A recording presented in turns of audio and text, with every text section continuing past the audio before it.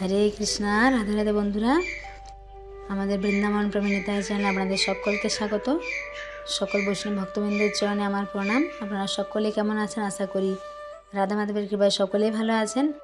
তো আজকে বন্ধুরা আপনাদেরকে বলবো, বৃন্দাবনে একজন এত বড় ভক্ত যিনি রাধারানী নুপুর কুড়িয়ে পেয়েছিলেন, তো সেই লীলা কাহিনী আজকে আপনাদেরকে শোনাবো। তার আগে যারা বন্ধুরা আমাদের চ্যানেল নতুন, অবশ্যই আমাদের চ্যানেলকে সাবস্ক্রাইব করবেন, পাশের বেল আইকনটা প্রেস করবেন এরকম সুন্দর সুন্দর ভিডিও দেখার জন্য। কারণ আমাদের চ্যানেলে রয়েছে বৃন্দাবনে অনেক সুন্দর সুন্দর ভিডিও, আপনারা সেগুলো দেখতে পারেন। তো দেখুন বন্ধুরা, বৃন্দাবনে একবার কি হয়েছিল, ইনি ছিলেন, এনার আগের নাম ছিল কি, দুঃখী শ্যামদাস। তো উনি থাকতেন কোথায়? বর্ধমানের যে কালনা কাটোয়া ওখানে সোনার বাড়ি। তো এক সময় কি হয়েছিল, উনি ওখানে সেবা করতেন এবং ওনার মনের মধ্যে ইচ্ছা ছিল যে আমি বৃন্দাবনে আসবো। তো দেখুন বন্ধুরা, যারা বৃন্দাবনে আসতে চান তারা আমাদের এই নাম্বারে যোগাযোগ করতে পারেন। এখানে আমাদের বৃন্দাবন দর্শন এবং 84 কোষ যদি কেউ পরিক্রমা করতে চান তার ব্যবস্থা রয়েছে, আপনারা এখানে যোগাযোগ করতে পারেন এই নাম্বারে। তো দেখুন যে শ্যামদাস ছিলেন, উনি কী করেছিলেন না, ওনার তো বৃন্দাবনে আসার খুব ইচ্ছা ছিল। তো তিনি ওখানে তো সেবা করতেন। তো একবার ওখানে তো তুলসী মহারানী সেবা করতেন খুব ভালো করে। তো একবার তুলসী মহারানী সেবা করতে করতে একবার কী হয়েছিল, দীর্ঘদিন থেকেই তিনি তুলসী মহারানী সেবা করতেন, মাথায় করে জল নিয়ে যেতেন এবং সেই সমস্ত তুলসী গাছে দিতেন, সেবা করতেন এভাবে। তো অনেকদিন এইভাবে করতে করতে কী হয়েছিল, এক সময় তার এইভাবে মাথায় নিয়ে যেতে যেতে মাথার মধ্যে ঘা হয়ে গেছিলো। তখন ওনার যিনি শিক্ষাগুরু ছিলেন, তো তিনি বললেন যে তুমি সেবাতে ফাঁকি দিচ্ছ, তুমি মাথার মধ্যে এরকম কেন কাপড় বেরিয়ে রেখেছো, তারপর নিয়ে যাচ্ছ। তো উনি প্রথমে তো কিছু বলেননি, উনি ভাবছেন যদি আমি বলি বা এরকম আমার অসুবিধা হচ্ছে তাহলে তো গুরুদেব আমাকে সেবা থেকে বার করে দেবেন, আমাকে সেবায় থাকতে দেবেন না। হ্যাঁ, তো এইসব ভেবেছিলেন।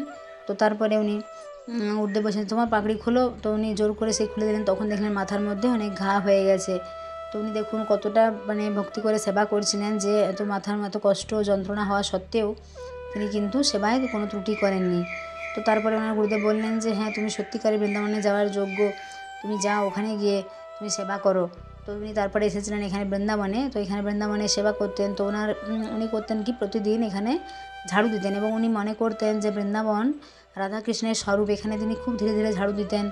এবং একদিন এরকমই ঝাড়ু দিতে দিতে কী হয়েছিল, উনি একটা নূপুর কুড়িয়ে পেলেন, রাধারানীর নূপুর। তো রাধারানী কী করতেন দেখুন, এখানে রাধারানী এবং সমস্ত সখীরা, কৃষ্ণ এবং যে সমস্ত গোপীরা রয়েছেন সবাই কী করতেন, এখানে রাসলীলা যেহেতু করতেন, তো প্রতিদিন রাধারানী তো অনেক অলঙ্কার দিয়ে পরে থাকতেন, মাথায় কত, তারপর গলায় কত রকমের হার, হাতে কত রকমের চুড়ি থাকতো, পায়ে নূপুর, অনেক অলঙ্কার দিয়ে খুব সুন্দর সজ্জিত হয়ে রাধারানী তো আসতেন। তো সখীরা সবাই লিখে রাখতেন খাতার মধ্যে যে রাধারানী কী কী অলঙ্কার পরেছে, যদি কোনো একটা হারিয়ে যায় তাহলে তো কৃষ্ণ বলবে যে কেন শ্রীজির অলঙ্কার হারিয়ে গেছে, তোমরা খেয়াল রাখোনি। তার জন্য সখীরা কিন্তু লিখে রাখতেন। তো একদিন এরকমই কী হয়েছিল, রাসলীলা করার জন্য রাধারানী আসেন নিধিবনে। তো তারপরে রাসলীলা করে যাওয়ার পরে তখন দেখেন যে বাম পায়ের নূপুরটা নেই। তখন ভাবলেন যে তাহলে নূপুরটা কোথায় গেল। তো ললিতা সখী বললেন যে শ্রীজি তোমার বাম পায়ের নূপুরটা কোথায়? তো রাধারানী বললেন যে আমার তো খেয়াল নেই, তাহলে মনে হয় রাসলীলা করার সময় কোথাও হয়তো পড়ে গেছে, এরকম হবে। তো বললেন তাহলে তোমরা গিয়ে দেখে এসো কোথায় আছে। তো তখন ললিতা সখী এবং বিশাখা সখী ওনারা এসে দেখলেন, চারিদিকে খুঁজে খুঁজে দেখলেন যে কোথায় রয়েছে না, সেই শ্যামানন্দ অর্থাৎ দুঃখী শ্যামদাস, উনি কিন্তু সেই নূপুরটা পেয়েছিলেন, ওনার কাছে আছে। তো ওনারা বললেন, ওনারা ওখানে আসলেন, ললিতা সখী বিশাখা সখী বললেন যে বাবা এই নূপুরটা আমাকে দাও। ললিতা সখী বললেন, তখন শ্যামানন্দ তখন কী বলে, উনি বললেন যে তোমার নূপুর, তাহলে দেখাও তোমার চরণ, কই দেখি তোমার কোন পায়ের নূপুর। তখন ললিতা সখী দেখলেন আমার তো 2 পায়ে নূপুর আছে, তাহলে আমি কী করে চরণ দেখাই, এ তো মহাবিপদ। তখন তিনি ভাবলেন যে কী করা যায়। তখন রাধারানীর কাছে গিয়ে বললেন যে রাধে, তুমি তো ওনাকে এতই কৃপা করেছো, তাহলে তুমি ওনাকে তোমার দর্শনও দিতে পারো। উনি তো বলছেন যে তোমার যার নূপুর তার চরণে পরিয়ে দেবেন। হ্যাঁ, তাছাড়া আমাদের তো বলছেন চরণ দেখো, আমরা কি করি, তাহলে তুমি চলো। তখন রাধারানী সেই ললিতা সখী বিশাখা সখীর সাথে এলেন এবং সেই শ্যামানন্দের কাছে আসতেই শ্যামানন্দ কি তিনি ভাবলেন, যিনি তো রাধারানী তো মুখে ঘুঙুর দিয়েছিলেন। তো এখানে যখন সামনে আসলেন তখন বললেন আমি তো ভালো করে, তখন বললেন দাও, এই তো চলে এসছে, দেখো ওনার নূপুর দাও তুমি। তখন উনি বললেন না, আমি তো চোখে ভালো করে দেখতে পাই না, তো তুমি যা বলছো যে ওনার নূপুর, তো ওনার কাছে আসতে বলো এবং চরণ দেখাও, তাহলে আমি দেবো। তখন কী হলো, রাধারানী একদম সেই সামনে আসলেন এবং শ্যামানন্দের কী করলেন, সেই রাধারানীর চরণে সেই নূপুর পরিয়ে দিলেন বাম চরণে এবং চরণে ধরে তিনি কাঁদতে শুরু করলেন রাধারানীর চরণ ধরে। কারণ তিনি দেখুন রাধারানীর কৃপা লাভ করলেন। রাধারানী কত বা কৃপাময়ী, কত করুণাময়ী, যে ভক্তকে এত করুণা করলেন। কারণ রাধারানীর চরণ দর্শন অতি দুর্লভ। দেখুন বন্ধুরা, সেই দিব্য স্থান, এই স্থানেই কিন্তু শ্যামানন্দ পণ্ডিত রাধারানীর নূপুর পেয়েছিলেন। সেই নূপুর প্রাপ্তি স্থল আপনারা দর্শন করুন, কত দিব্য স্থান। এবং আপনারা এই ভিডিওটা সকলকে শেয়ার করতে, যাতে অন্য সকলে এই দিব্য স্থান দর্শন করতে পারে। এবং আমাদের চ্যানেলটা সাবস্ক্রাইব করে রাখুন এরকম সুন্দর সুন্দর ভিডিও দেখার জন্য। তো এরপর বন্ধুরা আমরা আপনাদেরকে দেখাবো যে শ্যামানন্দ পণ্ডিতের যে সমাধিস্থল রয়েছে এর পাশেই সেই স্থানটা আপনাদের দর্শন করাবো। দেখুন এই জায়গাটা, এই যে স্থানটা হলো, এটা হলো শ্যামানন্দের কি সমাধিস্থল। এখানে উনি সমাধিস্থ হয়েছিলেন। তো বৃন্দাবনে এই জায়গাটা রয়েছে। এটা কেশিঘাট থেকে খুব দূরে নয়। তার রাধা দামোদর যে মন্দির রয়েছে তার কিছুটা পাশেই রয়েছে এই নূপুর প্রাপ্তিস্থল। তো এটা আগে নিধুবনের সাথেই যুক্ত ছিল। তখন অনেক তো বড় জঙ্গল ছিল, অনেক ঘন বন। তো এখন ধীরে ধীরে দেখুন সব অনেক মন্দির হয়ে গেছে। তো নিধুবনটা অনেকটা একটা প্রাচীর ঘেরা হয়ে গেছে। তো এই জায়গাটাও একটা প্রাচীর ঘেরা করে রাখা হয়েছে। তো এইটা একটা মন্দির, যে শ্যামানন্দের নূপুর প্রাপ্তিস্থল, উনি পেয়েছিলেন নূপুর। তো তারপর রাধারানী কী করলেন না, সেই রাধারানী নিজের নূপুরে করে শ্যামানন্দের কপালে একটা তিলক করে দিলেন। তারপর ওনারা রাধারানী, ললিতা সখী, বিশাখা সখী চলে গেলেন ওরা। তো তারপর যখন উনি ওই শ্যামানন্দ পণ্ডিত উনি যখন গুরুদেবের কাছে গেলেন, তখন গুরুদেব বললেন, এটা কি তোমার কপালে, তুমি এটা কী তিলক করেছো? তোমাকে আমি যে তিলক করে দিয়েছিলাম, তিলক করতে বলেছিলাম, তুমি তো সেরকম তিলক করোনি, এটা তো অন্য। তখন উনি বললেন, উনি সমস্ত কথা খুলে বললেন যে এরকম রাধারানীর কৃপার কথা। তখন গুরুদেব তো কিছুতেই বিশ্বাস করতে চাইলেন না। গুরুদেব বললেন, এসব আবার হয় নাকি? রাধারানী তোমাকে তিলক করে দিয়েছে, যাও তুমি এইসব মুছে এসো, এবং তারপরে আমি যে তোমাকে তিলক করে দিয়েছিলাম তুমি সেই তিলক করো। তো শ্যামানন্দ পণ্ডিত ভাবলেন যে রাধারানী এটা করে দিয়েছে, তার তো মনে খুব কষ্ট হলো যে আমি এটা মুছবো, কিন্তু গুরুদেবের আদেশ, গুরুদেবকে কি অমান্য করবেন? তো তিনি যমুনার কিনারে গেলেন এবং সেই সকাল থেকে সন্ধ্যা পর্যন্ত তিনি সেই তিলক মুছতে থাকলেন। কিন্তু তিলক তো আর মোছাই যায় না, এ তো রাধারানীর কৃপা, শ্রীজির কৃপা, তাই না? তো তারপর তিনি সন্ধ্যাবেলায় যখন ফিরে আসলেন, গুরুদেব বললেন, কী ব্যাপার, তুমি এখনও তিলক মোছনি? তোমাকে বলেছিলাম। তখন উনি বললেন যে এটা কিছুতেই মোছা যাচ্ছে না। বলছে তোমার আবার নাটক হচ্ছে, মোছা যায় না, এবার হয় নাকি? তখন উনি তো ওনার বাকি শিষ্যদেরকে বললেন যে এনাকে বের করে দাও, ইনি এরকম করছে, আমাদের অবজ্ঞা করছে, কোনো কথা শুনছে না।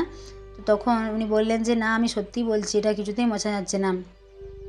তো বললেন যে তাহলে, তখন তিনি রাধারানীকে স্মরণ করলেন, হ্যাঁ, এবং শ্রীজিকে বললেন যে তুমি তো আমাকে এত কৃপা করেছো, তুমি তো এই তিলক দিয়েছো, কিন্তু আমার গুরুদেব তো কিছুতেই বিশ্বাস করছে না, উনি তো ক্রোধিত হয়েছেন আমার উপরে। তো এখন কি করা যায়, তুমি কিছু ব্যবস্থা করো। তো দেখুন, যারা রাধারানীর সাথে সাক্ষাৎ উনি পেয়েছিলেন, যেহেতু রাধারানী, তো উনি কী করেছিলেন, ললিতা সখী, বিশাখা সখীর মারফতে রাধারানী এসেছিলেন। তো এবার কি হয়েছিল, যেহেতু যারা ভগবান শ্রীকৃষ্ণের বলে সান্নিধ্য পেতে চায়, তারা কী করে, ভগবানের যে সখা রয়েছে সুবল, হ্যাঁ, সুদাম, শ্রীদাম, দাম, বসুদাম, তো সুবল সখাকে স্মরণ করলেন। তো সুবল সখা বললেন যে তুমি কিছু ব্যবস্থা করো। তো সুবল সখা গেলেন কোথায়, রাধারানীর কাছে, এবং রাধারানীকে বললেন, হ্যাঁ কী হয়েছে শ্রীজি? তখন রাধারানী সমস্ত বিষয় বললেন যে এরকম, হ্যাঁ, নিধুবনে আমার রাসলীলা করতে যে নূপুর হারিয়ে গিয়েছিলো এবং সেই নূপুর পেয়েছে শ্যামানন্দ। তো আমি ওনার কাছ থেকে নূপুর তো পরে এসেছি, ওনাকে নূপুর দিয়ে আমি তিলক করে দিয়েছি। এখন ওনার গুরুদেব অবজ্ঞা করেছেন, কিছুতেই মানছেন না, তো তুমি কিছু ব্যবস্থা করো। তো সুবল সখা এখানে এসে একটা সে দিব্য জ্যোতির মতো প্রকাশ, কারণ কেন রাধারানী কেন আসেনি, তাও রাধারানী এই বিষয়টাও বললেন যে ওখানে যারা রয়েছে তারা সবাই আমাকে দর্শন পাওয়ার যোগ্য নয়, সবার মধ্যে এতটা ভক্তি এখনও নেই, হ্যাঁ, কারো মনের মধ্যে কিছু সন্দেহও রয়েছে, তার জন্য আমি যেতে পারবো না, তো তুমি যাও। তো সুবল সখা সেখানে আসলেন, তখন যে একটা দিব্য জ্যোতির মতো প্রকাশ চারিদিকে হলো, এবং সবাই বললেন যে তুমি কে? তখন উনি বললেন যে আমি শ্রীকৃষ্ণের সখা সুবল। তো আপনারা যে শ্যামানন্দের যে কপালে তিলক, এটা রাধারানী কৃপা করে ওনাকে দিয়েছেন নূপুর দিয়ে, হ্যাঁ, তো আপনারা ওনাকে এরকম মিথ্যা দোষারোপ করবেন না, এই বলে সুবল অন্তর্হিত হলেন। তখন গুরুদেব তো আত্মগ্লানি, মনে মনে খুব দুঃখ পেলেন যে আমি এরকম সন্দেহ করেছি, এটা তো আমার খুব অন্যায় হয়েছে, আমি তো এটা ঠিক করিনি, তাহলে এখন আমার কী উপায় রয়েছে? তখন উনি ওনার যে আরও উপরে যারা রয়েছেন, হ্যাঁ, যারা ওনার গুরুবর্গরা রয়েছেন, শ্রেষ্ঠরা রয়েছেন, তাদের কাছে জিজ্ঞাসা করলেন যে আমি তো এটা অন্যায় করেছি, আমি যে শ্রীজির যে কৃপা আমার শিষ্যর উপর হয়েছিল সেটাকে আমি বিশ্বাস করিনি, তো আমি তো এটা খুব বড় অন্যায়, তো এটা কী উপায় রয়েছে, কী করে আমি এর থেকে মুক্তি পেতে পারি? তো ওনারা বললেন তোমাকে এর জন্য একটা দণ্ড মহোৎসব করতে হবে, যে এত অপরাধ তুমি করেছো, তার জন্য কী করা যায় না, তুমি একটা বড় ভাণ্ডারা করো এবং সংকীর্তনের আয়োজন করো, এবং যত সাধু মহাত্মারা আসবে সবাইকে তুমি প্রণাম জানাবে, সবাইকার কাছে ক্ষমা চাইবে যে আমার অপরাধ হয়ে গেছে, এবং এই দণ্ড মহোৎসবের দ্বারাই তোমার এই অপরাধ ক্ষমা হয়ে যাবে। তো তখন উনি করলেন, আরও বিরাট একটা আয়োজন করলেন এবং সেখানে সকলকে ডাকলেন। তারপর এত সুন্দর ভাণ্ডারা, হ্যাঁ, তো প্রসাদ বিতরণ এবং হরিনাম সংকীর্তন এসব হলো, এবং সাধু মহাত্মাদের প্রণাম করে তিনি ক্ষমা চাইলেন। এভাবেই তার ওনার অপরাধের ক্ষমা হয়েছিল। তো দেখুন বন্ধুরা, ভগবান কী করে, যখন রাধাকৃষ্ণ ভগবান কারোর উপর কৃপা করে, তখন এই যখন কৃপা, এটা তো সবার উপর হয় না। যাদের ভগবানের প্রতি হ্যাঁ মানে কি বলবো গভীর প্রেম রয়েছে, শ্রদ্ধা ভক্তি, তারাই কিন্তু ভগবানের কৃপা আশীর্বাদ লাভ করতে পারেন। তো তারপর থেকে গুরুদেব ওনার নাম দিলেন কি শ্যামানন্দ পণ্ডিত। তো আপনাদেরকে যে স্থানটা দেখালাম বন্ধুরা, সেখানে শ্যামানন্দ পণ্ডিতের সমাধিস্থল রয়েছে এবং সেই নূপুর, সেই স্থানে তিনি নূপুরও পেয়েছিলেন, সেই নূপুর প্রাপ্তীয় স্থল। তো দেখুন কত দিব্য দর্শন, তাই না? তো যারা আমাদের চ্যানেল নতুন, অবশ্যই আমাদের চ্যানেলটিকে সাবস্ক্রাইব করে বেল আইকনটা প্রেস করে দেবেন নিত্য নতুন ভিডিও দেখার জন্য। তো সকলে ভালো থাকবেন, সুস্থ থাকবেন। হরি বল, রাধে রাধে।